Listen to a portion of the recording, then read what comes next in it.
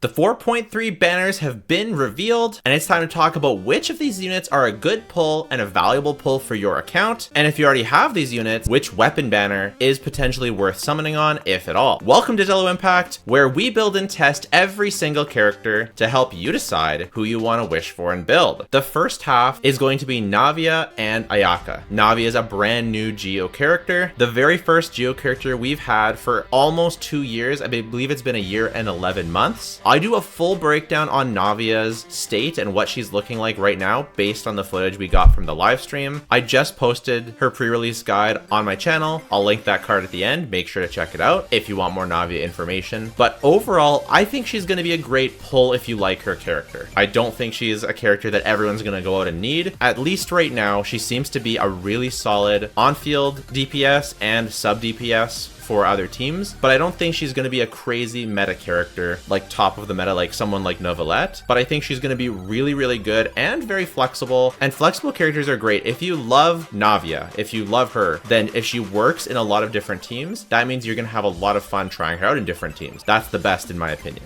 And then we have Ayaka, who's probably a little bit more meta than a lot of DPSs. But over time, Cryo has become less and less valuable. So if we're talking about, is Ayaka still strong? She absolutely is. If you love Ayaka, she's still really good. And for myself, I'm even a little bit biased towards Ayaka. I know people say that she only works in freeze. Personally, yes, she only works properly in freeze when you can group up and hit everything in her burst. But when you have a well-invested Ayaka, you can run her in mono Cryo, you can run her with Bennett, and you can boss with her like completely fine. And even ungroupable enemies, it's often fine. The only downside is when you're against staggerable enemies and you can't group them, which is kind of a rare combination. But I understand that most people just prefer to only use her in freeze. I find myself being able to use her anywhere all the time, but that comes with high investment. My Ayaka is a pretty high investment, and I do use a 5-star weapon, not her signature. Her signature is something we're going to talk about because it's one of the largest upgrades for a single team of a signature weapon that anyone has. Novelette is the biggest, and Ayaka is the second most. Mistsplitter is between a 30 and 40% increase for Ayaka, and she does the vast majority of her team's damage. So getting a 30 to 40% increase on your main source of damage is huge, frankly. That's not to say that she can only use her 5-star weapon. She has great free-to-play options with the Aminoma, as well as the Finale of the Deep, the brand new craftable introduced in Fontaine, especially if you happen to pick up Farina and you happen to pick up Charlotte on Farina's last banner. You now have a much more free-to-play friendly team because you don't absolutely need Kazuha. You can just use Sucrose on that team, or you can use Venti on that team. Basically, Ayaka has a whole new premium team that doesn't require nearly as many 5-stars. Of course, Kazuha is still the best because of the grouping is just superior, but the damage bonus that Farina gives and the comfort that Charlotte gives make it the preferred team for many, especially like if you happen to have constellations of Farina, that tends to scale and be more of a valuable pull than something like Shenhe. So she kind of has those two premium teams. You've got Ayaka, Shenhe, Kokomi, and Kazuha, and then you have Ayaka, Farina, Charlotte, and Kazuha. So it's no longer the case where Ayaka needs Kokomi, Shenhe, and Kazuha to have her best team. She has more routes and more options. I wouldn't say that this increases the ceiling of her team overall. I think the Shenhe variant is just slightly better, especially as you get higher and higher investment on your Ayaka. But Farina is just such a valuable pickup that it really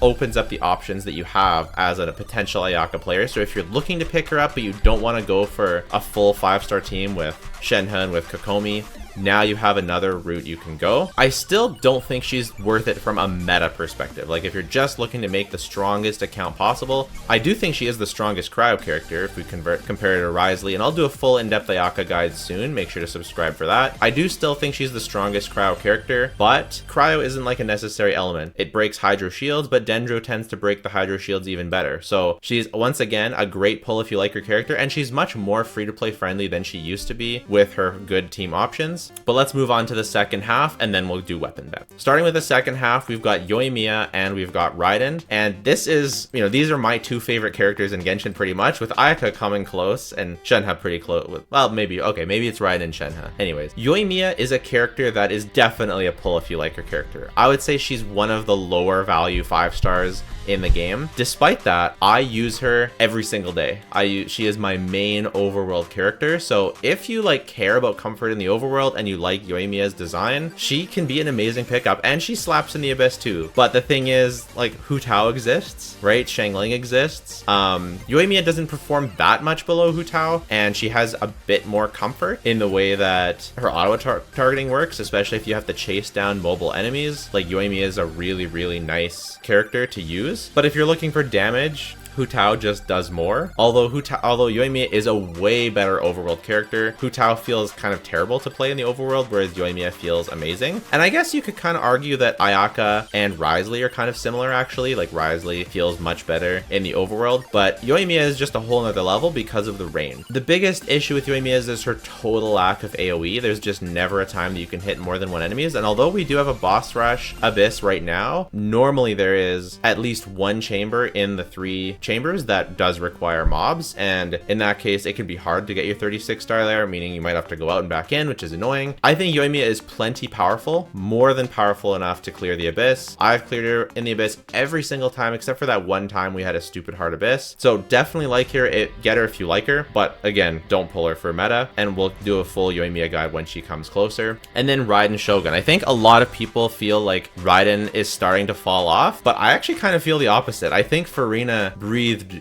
new life into Raiden teams. Raiden has some of the strongest Farina teams out there. Maybe not the very strongest, right? Not as strong as the best Novelette teams, or maybe the strongest Hu Tao teams, at least in single target. But Raiden's AoE and her ability to lower energy requirements for Yelan, Farina, and for Jean allows you to make a really, really awesome double Hydro Farina team. And its performance is excellent. And its ease of use is even better, because Raiden is my favorite DPS personally, and I think a lot of more casual players will agree. Maybe sweaty players find that her ceiling isn't as high as other characters, but the quality of life from running Raiden as a main DPS, like Yoimiya, if you dash in the middle of her normal attack string, you lose a lot of damage, and she has no interruption resistance. So unless you're like me and you like to live on the edge with a double Hydro team, Yoimiya has Farina teams too. You can do double Hydro, you can do VV Vape.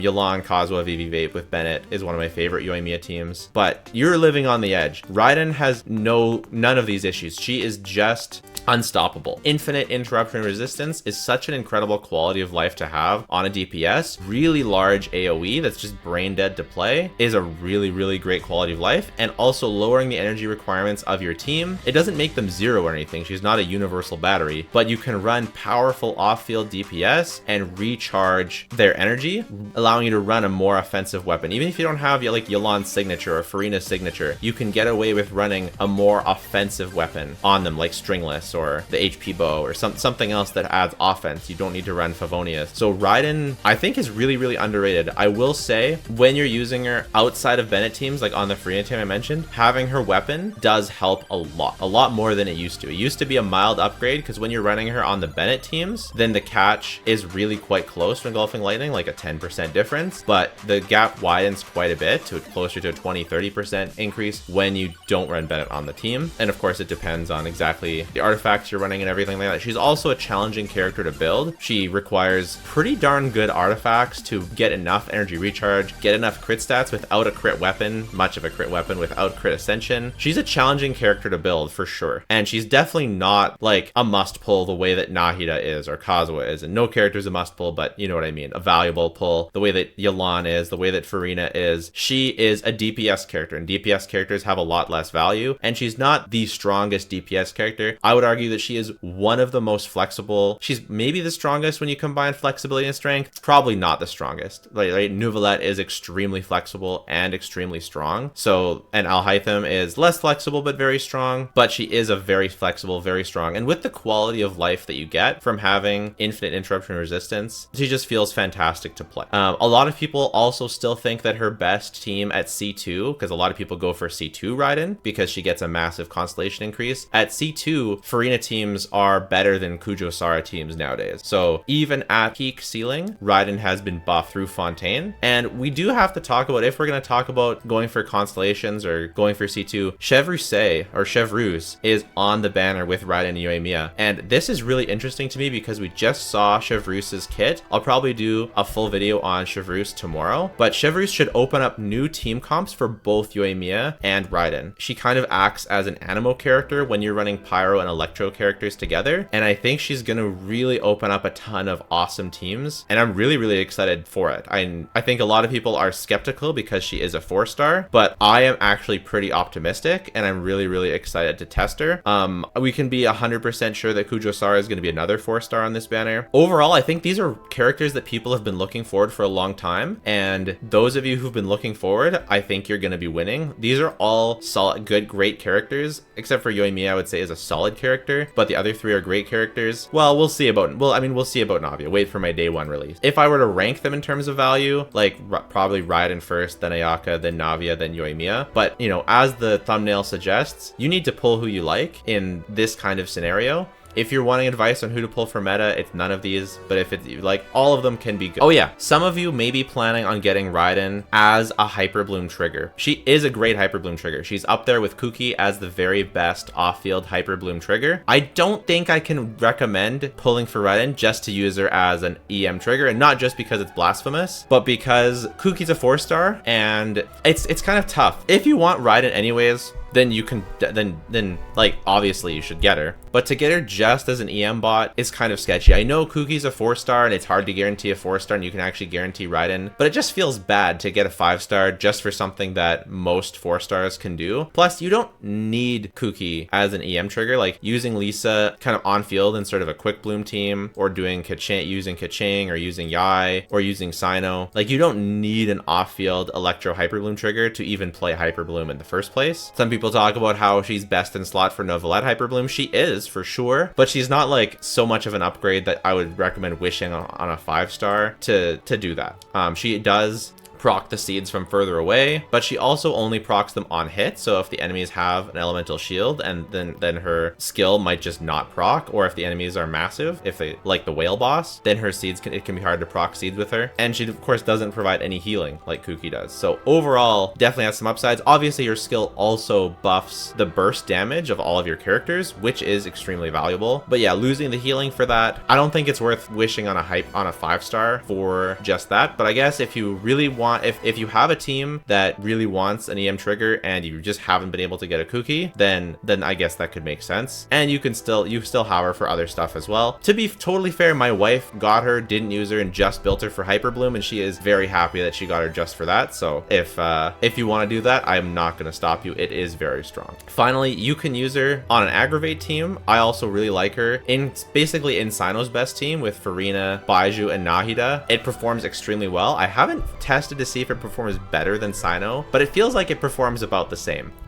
which is something that I would have talked about in my Sino video, but it performs really well, especially since, again, she reduces the ER needs. So Sino's team, sometimes Baiju and Furina have trouble getting their burst up, but with Raiden, they have no problem. And so, yeah, Raiden just has so many teams, and she's getting even more with Chevreuse. And finally, before we leave, let's talk about the weapon banner. All right, so we've got Navia's new weapon. Now, we don't have official word on what it'll be, but I'm sure it'll be a crit weapon. It'll be probably higher base attack, since she is an attack scaling character. I don't think it'll be super universal. It'll probably be solid for other characters because crit and base attack, but seeing as she's a skill based character, it probably requires you hitting your skill. I don't know, I feel like they like making very character specific weapons these days. So if you're going for Ayaka's weapon, it could be pretty yikes to get Navia's weapon if you're not getting Navia. I mean, it's probably still a fine stat stick, but I imagine that it's going to be pretty specific to Navia. If you're going for Navia's weapon, however, getting Ayaka's weapon, I mean, Ayaka's weapon is the best sword in the game. Not just for Ayaka, massive increase for Ayaka, but also just an insane sword in general. So I think Navia wanters are really, really winning with this weapon banner, while Ayaka wanters, it's looking okay at best. Let's wait to see the 4 stars as well, and we'll talk about it more then. Ayaka's weapon is so good though, like, just make sure if you go for it, it still could be worth it, but make sure if you go for it, you have that 200 wishes saved up so you don't get those 2 out of 2 fate points. Every time I've wished on a weapon banner, I've gotten 2 out of 2 fate points, so be careful out there. For Raiden Yoimiya's weapon banner, Raiden's weapon is definitely the better one out of these two. It's not just good for Raiden, but it frees up the catch to be used on Xiangling and other characters. Raiden also gets a lot more value from the weapon than she used to when you're using her on Bennettless teams. Like, it's a much bigger deal. And Yoimiya's weapon is a solid stat stick, and it's good for her, it's good for Tartaglia, but it's not like an Aqua Simulacra, right? Crit damage stat stick, increases attack, increases normal attack, so characters kind of have to be using their normal attacks to properly get a ton of value out of the Thundering Pulse, and really that's only Yoimiya and Child. Still a solid stat stick for a lot of characters, but if you're going for Raiden's weapon, it's like, it's an okay weapon to lose to. It depends on who your other characters on your account are. Like, you can still put as a stat stick on like Fischl or something like that for characters that want just the crit stats, but neither of these weapons is looking like, neither of these weapon banners is looking outright insane. For Yoimiya herself, it's about a 10-15% increase for her. Rust is just so insane for Yoimiya, so I would really only recommend going for it if you already, like, if you don't have a high refined Rust, because it can be even lower than that depending on your team comp. You have to make sure you also use it correctly, because it has like kind of weird synergy with Yoimiya's best artifact set. If you're thinking about weapon versus Constellations, Constellations has historically been the much better choice for Raiden. These days the weapon is more valuable than it used to be, but I still think Constellations wins out by a pretty solid margin.